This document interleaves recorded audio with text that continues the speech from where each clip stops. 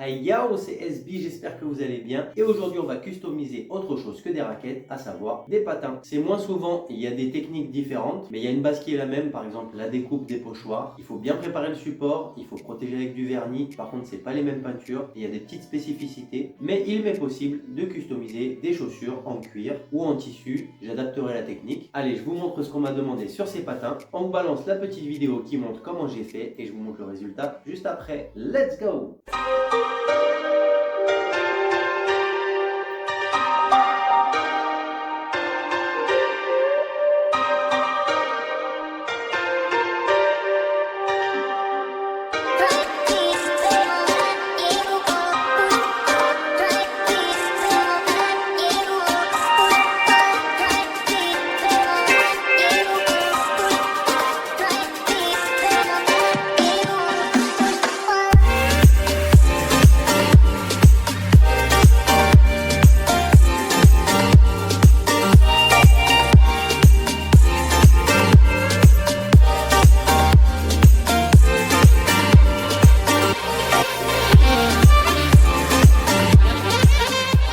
Et voilà donc le résultat. Deux petits chats, donc celui-ci un petit peu plus simple, le blanc était déjà présent, donc j'ai juste eu à faire le noir. Et ici, le petit chat, donc lui qui m'a demandé une deuxième partie, parce qu'il fallait d'abord que je fasse la couleur orange-marron pour la tache, et ensuite le noir. Donc sur celui-ci, ce qui m'a embêté un petit peu, c'est plus les détails au niveau des yeux, parce que c'était vraiment des parties petites, et encore que là, c'est bien plus gros que sur une raquette. Le même chat sur une raquette, donc avec 2 cm de marge, forcément tout est réduit, les moustaches, j'aurais dû les retravailler pour les agrandir et les points sur les yeux j'aurais dû les faire à la fin du travail, je pense, au pinceau. De ce côté là c'était un peu plus simple, tous les éléments étaient assez larges, vous voyez les moustaches par exemple sont un peu plus épaisses, c'était juste la partie orange marron à faire avant et donc à créer un deuxième pochoir pour ensuite faire le noir qui passait par dessus. Donc il y a eu un petit peu de travail à faire sur l'ordinateur, mais dans l'ensemble c'était un travail assez simple. Et le vernis, donc je l'ai mis jusqu'ici, voilà, pour que ça fasse pas une tache qui brille plus ou moins, parce que ça c'est dur à sentir un petit peu la brillance du vernis. Donc vous voyez là ça brille un petit peu plus que ce côté là, voilà, alors que j'ai mis du vernis mat. Donc si j'avais mis du brillant ce serait encore pire, et c'est pour ça que je l'étends le vernis d'ici jusqu'à là, pour que ce côté là